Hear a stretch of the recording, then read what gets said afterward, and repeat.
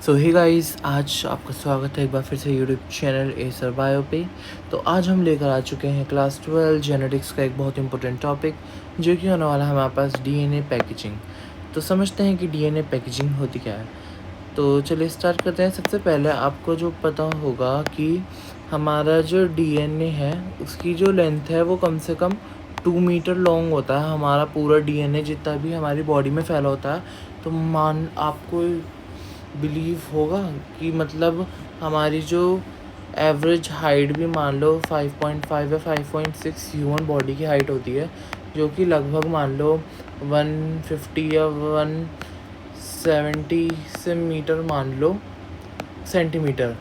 और 1 सेंटीमीटर में हमारे 1 मीटर में 100 सेंटीमीटर होते हैं। तो आप अंदाज़ा लगा सकते हैं कि मतलब मान लो कि हमारा जो एवरेज हाइट है वह 1.8 या 1.5 से 1.7, और हमारा डीएनए जो है 2 मीटर लॉन्ग होता है। मतलब कि हमसे 0.3 to 5 ज़्यादा होता है हमारा डीएनए। तो आप अंदाज़ा लगा सकते हैं कि हमारा जो डीएनए है वो कितना लंबा होगा अगर उसे हम अनफोल्ड कर दें। तो आज की इस वीडियो में हम यही जानने वाले हैं कि इस 2 मीटर लंबे डीएनए को हमारी बॉडी के अंदर किस तरीके से पैक करा गया है। हमारा जो न्यूक्लियस का साइज़ होता है ना, वो होता है हमारे पास 5 से 10 माइक्रोमीटर। और आप यकीन मानो कि मतलब इतना सा ये होता है हमारे पास 5 से 10 माइक्रोमीटर, जो हमें दिखाई भी नहीं दे सकता नेकेड आई से। उसके अंदर हमारा 2 मीटर लॉन्ग डीएनए कैसे पैक हुआ हुआ है, तो चलिए समझते हैं। तो मानिए ये हमारा जो है एक 2 मीटर लंबा हमारा डीएनए है, ठीक है ना, 2 मीटर। और न्यूक्लियस का डायमीटर हमारे पास में है, न्यूक्लियस डायमीटर 5 से 10 माइक्रोमीटर। अब ये समझ लो, मान लो हमारा डीएनए अगर मान लो ऐसा खुला रहेगा ना, तो बहुत ज़्यादा चांस है कि इसमें ना कट लग जाएंगे ऐसे, ये कहीं से भी टूट सकता है। जिससे क्या होगा, हमारी जो जेनेटिक इन्फॉर्मेशन है वो बेकार हो जाएगी, क्योंकि किसी काम की नहीं रहेगी अगर हमारा डीएनए जेनेटिक मटेरियल जो है टूट जाएगा। तो इसी वजह से जो है डीएनए को सेव करने के लिए और उसे अच्छे से पैक करना ज़रूरी है, वरना हमारा जो है डीएनए जो है टूट जाएगा। अब इसमें जो हेल्प करते हैं वो करते हैं हमारे पास कुछ प्रोटीन्स का नाम है हमारे पास हिस्टोन प्रोटीन, जो कि होते हैं हमारे पास में बेसिक नेचर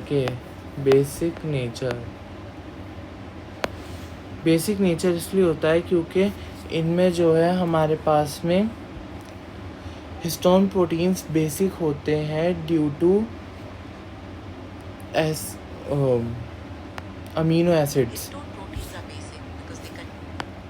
जिनका नाम होता है हमारे पास लाइसिन और आर्जिनिन। ये 2 अमीनो एसिड होते हैं हमारे पास, यानी लाइसिन और आर्जिनिन 2 अमीनो एसिड होते हैं, जिनकी मदद से होता है हमारे जो हिस्टोन प्रोटीन्स होते हैं वो बेसिक नेचर के होते हैं। हमारी एनसीईआरटी में दे रखे हैं 4 टाइप के, H1, H2A, H2B, H3, H4। इन दोनों को एक ही टाइप का मान लो, H2A, H2B। 4 टाइप्स के हमारे पास में ये प्रोटीन्स होते हैं, ठीक है ना। अब आप मान लो हिस्टोन्स को, आप मान लो हमारे पास में एक एनालॉजी बता रहा हूँ आपको, स्पूल क्या होता है हमारे पास, आपने देखी होगी बेसिकली रील। अब ये रील वो नहीं है जो कि आप इंस्टा पे बनाते हैं, ये वो रील है, मान लो आपके घर में कपड़े सिलने वाली मशीन होगी, स्विंग मशीन, उसमें ऐसी रील सी आती है वो, और उसके ऊपर ऐसे धागा जो है हमारे पास लपेटा रहता है। तो सेम एग्जैक्टली हमारा जो डीएनए क्या करता है, हमारा जो डीएनए है वो ये है हिस्टोन प्रोटीन। हमारा जो डीएनए है इस हिस्टोन प्रोटीन के ऊपर ऐसे कॉइल्ड हो जाता है, ठीक है ना, ऐसे कॉइल्ड हो जाता है हमारा डीएनए बहुत ज़्यादा कंजस्टेड वे में, जिससे कि वो बहुत अंदर तक फिट हो जाता है। डीएनए को आप मान लो थ्रेड, तो इससे आपको याद रहेगा कि जब भी आपको याद आए कि डीएनए पैकेजिंग क्या होती है तो आप याद रखना रील और धागा, कि मतलब हमने रील के ऊपर धागे को लपेटा। इसी तरह जो है हमने जो है हमारा जो है डीएनए को एक हिस्टोन प्रोटीन के ऊपर लपेटा।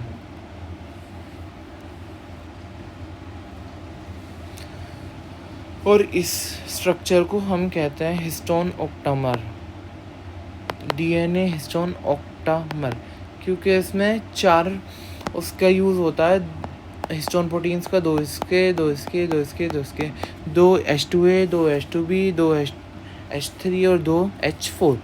तो मतलब इन 8 प्रोटीन्स के ऊपर जो है हमारा जो है डीएनए कॉइल्ड अप होकर एक हिस्टोन प्रोटीन बना लेता है। और ये कुछ ऐसा दिखता है हमारे पास में।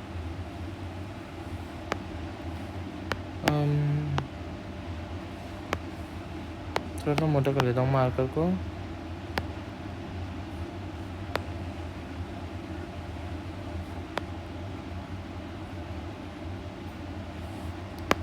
ये जो हमारे पास स्ट्रक्चर बना, इसे बहुत फेमसली एनसीईआरटी ने एक लाइन दिया है, इसका नाम है बीड्स ऑन स्ट्रिंग स्ट्रक्चर। मतलब कि एक ऐसा स्ट्रक्चर लग रहा है कि मान लो हमने मोतियों की माला में मोतियाँ पिरो रखी हैं, जिसमें कि ये जो माला की रस्सी है ये हमारा डीएनए है, और इसमें जो बीच बीच में छोटे छोटे मोती हैं ये हमारे पास में हिस्टोन प्रोटीन्स हैं, इनके ऊपर जो कि हमारा डीएनए कॉइल्ड होगा। ये एनसीईआरटी की बहुत ज़रूरी लाइन है। और हमारे जो है एक न्यूक्लियोसोम में 1 न्यूक्लियोसोम हैज़ 200 बेस पेयर। ये बहुत ही इम्पोर्टेंट लाइन है कि हमारे जो है हिस्टोन प्रोटीन वो हिस्टोन ऑक्टामर में जो है इस स्ट्रक्चर को हमने न्यूक्लियोसोम कहा, और एक न्यूक्लियोसोम में हमारे पास में 200 बेस पेयर होते हैं।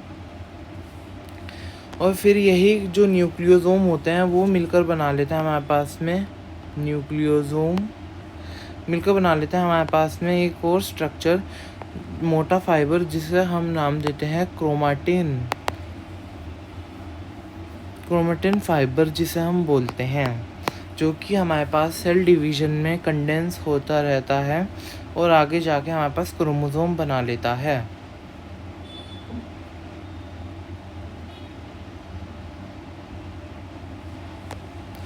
आपके लिए मैंने एक ट्रिक भी बनाई है, DHNL-C। आप इसे कैसे भी याद रख सकते हैं। चलो हम बनाने की कोशिश करते हैं, हम इसी टाइम बनाने की कोशिश करता हूँ। तो डी से हम क्या रख सकते हैं, डॉग हंसने लगा क्यूट, मतलब कि डॉग हंसने लगा तो वो क्यूट हो गया। डी से आप लोगों को याद रखना है डीएनए, एच से याद रखना है हिस्टोन, एन से आप रखना है न्यूक्लियोसोम, सी से बीच में एल से आप याद रखना है हमारे पास में लूप्स, मतलब कि उसकी लूप बन जाएगी। और सी से हमारे पास क्रोमोसोम। मुझे लगता है एक स्टेप मिस हो गया हमारे पास, जो कि हमारे पास में क्रोमाटिन, डॉग हंसने क्यों लगा क्यूट, इस सी को आप क्यू से याद रखना और इसका नाम हो जाएगा हमारे पास में क्रोमाटिन, जो कि एक शॉर्ट फॉर्म हमारे पास में। अब हमारे पास में क्रोमाटिन 2 तरह के होते हैं हमारे पास में, वो भी मैं आपको बता देता हूँ। 2 टाइप्स ऑफ क्रोमाटिन।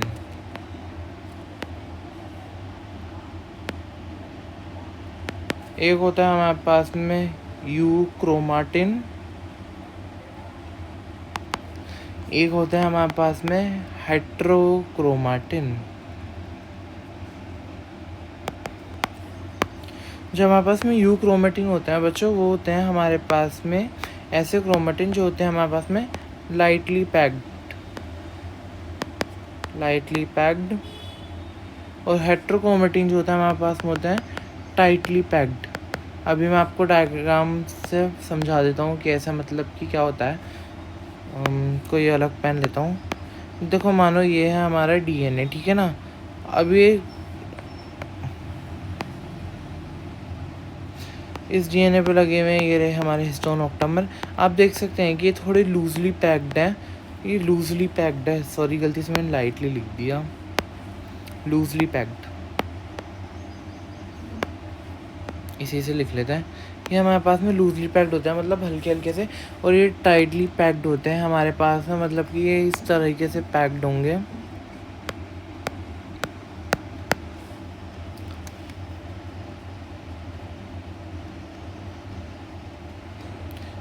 और जो हमारे पास में यूक्रोमेटिन होता है वो होते हैं हमारे पास में ट्रांसक्रिप्शनली एक्टिव।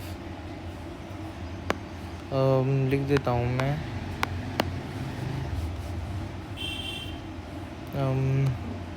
कहाँ लिखूँ,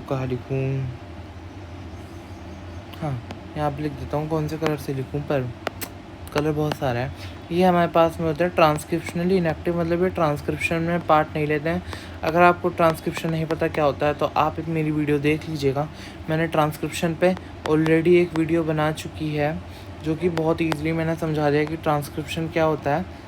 और ये हेट्रोक्रोमेटिन जो होते हैं वो होते हैं हमारे पास ट्रांसक्रिप्शनली इनएक्टिव, और यूक्रोमेटिन जो होते हैं हमारे पास ट्रांसक्रिप्शनली एक्टिव, वो गलती से मैंने इनएक्टिव लिख दिया, इनएक्टिव होते हैं हेट्रोक्रोमेटिन, ट्रांसक्रिप्शनली इनएक्टिव।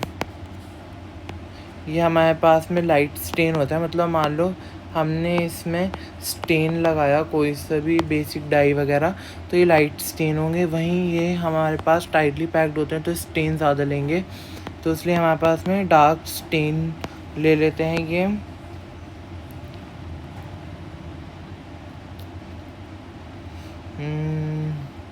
और क्या वो हो सकता है इसमें,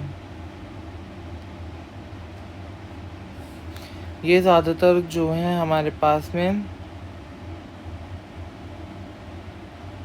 इसके जीन्स एक्टिव होते हैं, हमारे पास जीन्स आर एक्टिव, क्योंकि ट्रांसक्रिप्शनली एक्टिव है तो इसके जीन्स भी एक्टिव होंगे, और इसके जीन्स जो है हमारे पास में इनएक्टिव होंगे, जीन्स आर इनएक्टिव।